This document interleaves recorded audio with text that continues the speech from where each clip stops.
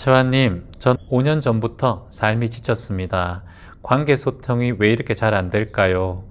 왜 공감을 잘 못할까요? 나는 누구이고 이 모든 것이 어디에서 문제일까요?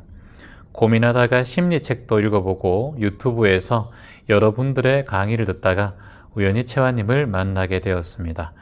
한 말씀이 내 귀에 들어오더라고요. 그때 이후부터 눈물도 나오더라고요. 전 마음이 화로 가득 차 눈물이 메마른 줄 알았거든요. 그래도 기뻤습니다. 눈물이 났다는 게요. 채화님과 기점 명상이 내 친구이고 스승이고 이정표였습니다. 잠들기 전 듣고 눈 뜨자마자 또 명상을 듣고 감사 노래 부르며 일터로 나와서 집에 들어오기까지 또 명상을 들으며 하루를 시작합니다. 너무너무 감사합니다. 좋아지고 주위 분들도 편해지고 밝아졌다고 저에게 말합니다. 그때마다 채화님 명상을 소개합니다. 그렇군요. 예, 경전 공부도 또 너무 듣고 싶고 이렇게 적어주셨어요. 질문의 내용은 관계 소통이 잘 안 된다. 이 관계 소통이 안 된다라는 게 뭐냐면 사람들이 편하지 않다는 거예요. 대중들과 만나고 인연관계가 편하지 않다는 거예요. 그러니까 사람을 만나면 잘 친해지지 못하는 거 있잖아요. 그리고 또 낯을 많이 가린다. 또는 사람을 만날 때마다 감정이 불편하다. 처음 만난 사람하고 소통하는 게 불편하다. 이런 분들도 계시잖아요. 제가 그런 분들께 한 말씀을 드리고 싶은데, 제 주변에 가수분이 계신데 그분의 얘기를 잠시 들려드릴까 합니다. 그분이 이제 원래는 이제 가수 생활 하기 전에는 다른 일을 하셨어요. 장사를 하시다가 노래에 소질이 있는 것을 발견하고 주부가요 열창 같은 데도 나가시고 실력이 참 괜찮은 분이셨어요. 그래서 음반을 내고 싶어 하셔서 음반을 냈고, 그리고 발성 연습도 하고 나름대로 뭐 노래 자랑 같은 데 가서 1등을 하시고 연말 결성에 가서도 1, 2등 하시는 그런 실력이 있는 분이셨어요. 근데 가수로 데뷔를 하고 앨범을 냈는데 그때부터 이분이 없던 무대 공포증이 생긴 거예요.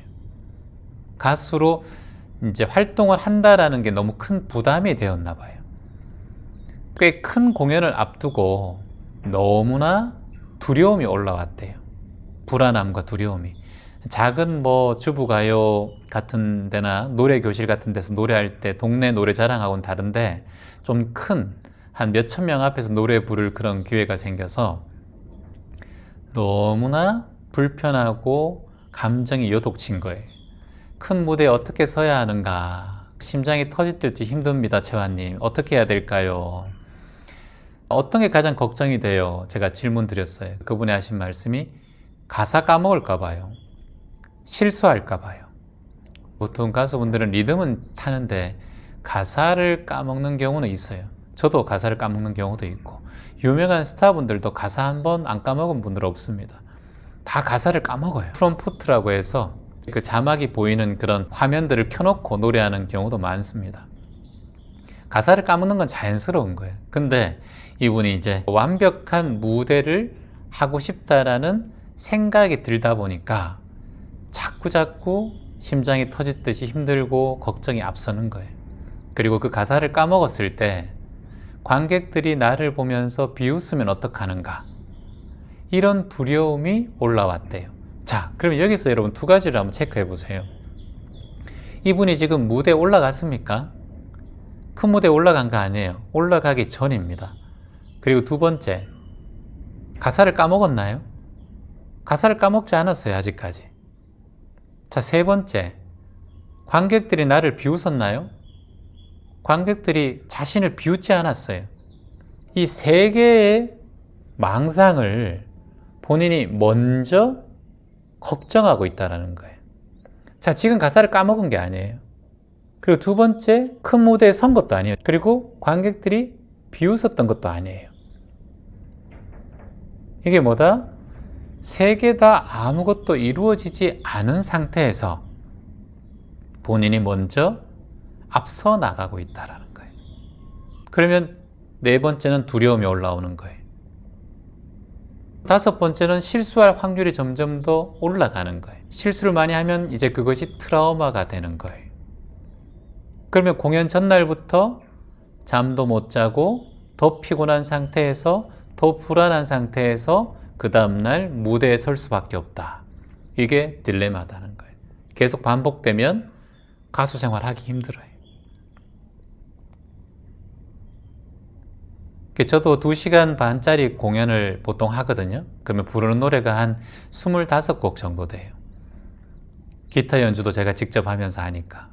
저는 악보가 없거든요. 그리고 2시간 반 동안의 그 내용들을 거의 머릿속에 암기하고 있어요.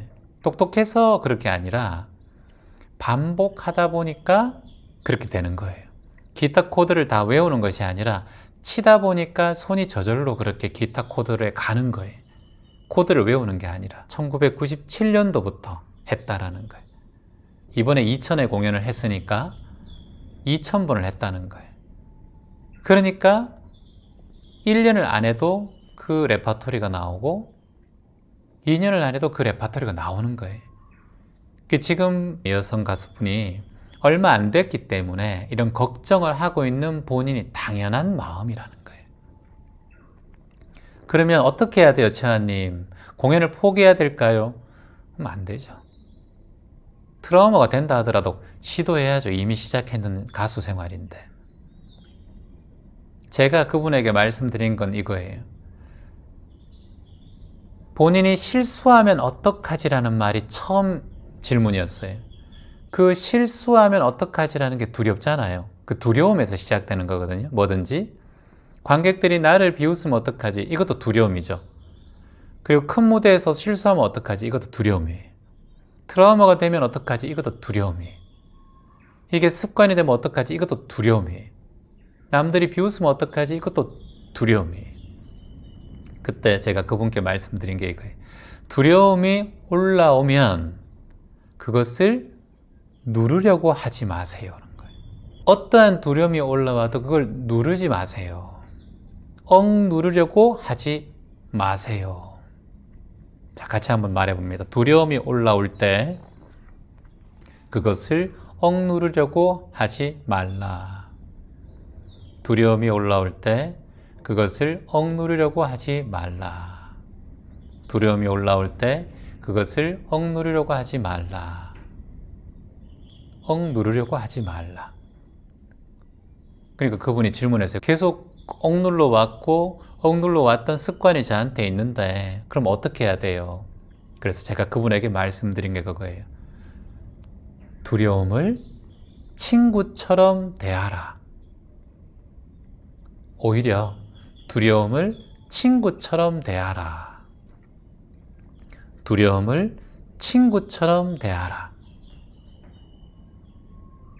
보통 친구에게 여러분 어떻게 합니까? 반가운 친구가 오면 어떻게 해야 돼요? 말을 걸죠. 반갑다 친구야, 말을 걸죠. 두려움이 친구처럼 대하려면 어떻게 해요? 두려움이 올라오면 반갑다 두려움아, 려움아. 이름도 예쁘네. 성이 두고 이름이 려움이에요. 우마 고맙다 반가워 왔니? 이렇게 그냥 반갑게 친구처럼 대하는 거예요. 말을 걸어보는 거예요. 실수할까봐 두렵다? 두려움아 왔어. 려움아 왔구나. 그래 왔구나. 괜찮아. 그래 내가 너 잘 알지. 야 50년 동안 려움하고 같이 했는데 내가 너 너무 잘 안다. 반갑다 친구야. 그래 앉아. 잠시 머물러도 돼. 쉬어가도 돼. 잠시 앉아 여기에. 뭐 급히 가지 말고 잠시 앉아 있어 려움아. 근데 잠시 앉아 있어도 좋은데 내가 오늘 무대 서는데 방해는 하지 마. 이렇게 툭 얘기하는 거예요.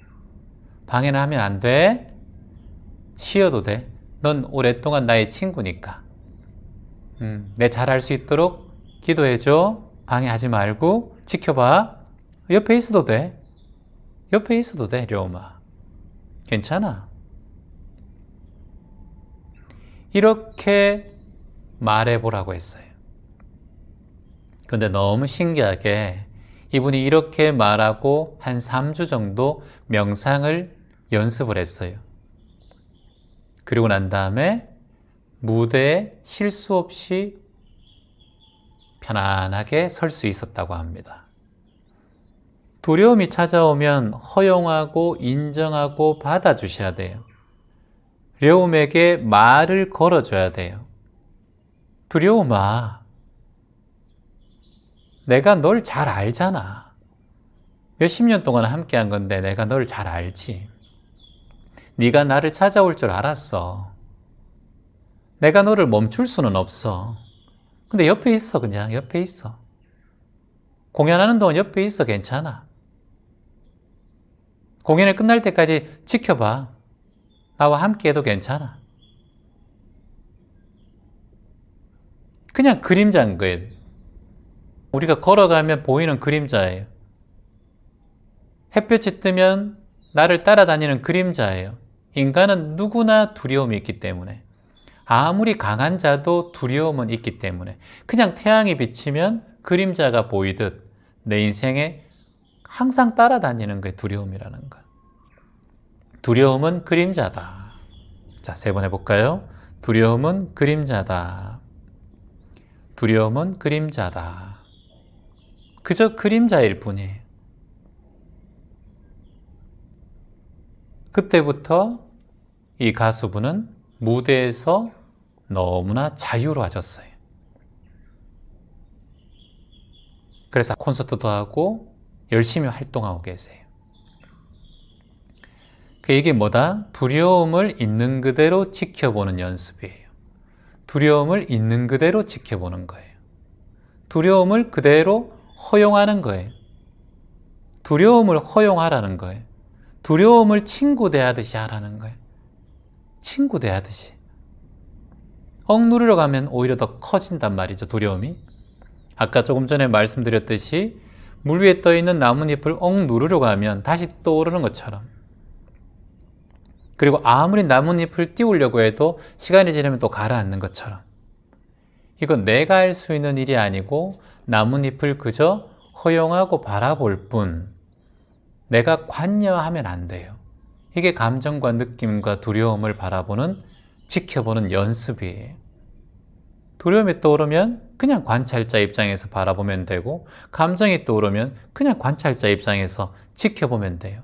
아, 두려움이 올라왔구나. 내가 화가 났구나. 그 순간 감정과 느낌에서 분리돼요. 이건 연습이 필요해요, 시간이.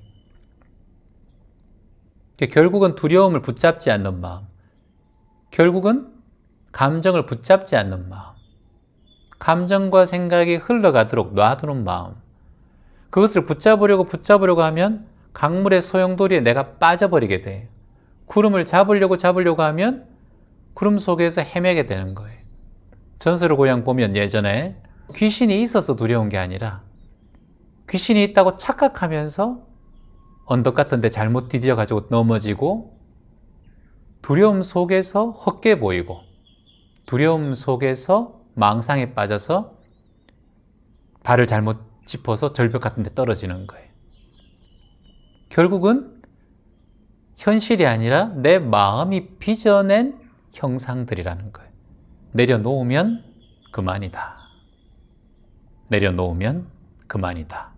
감정과 두려움, 느낌 내려놓기. 희망입니다.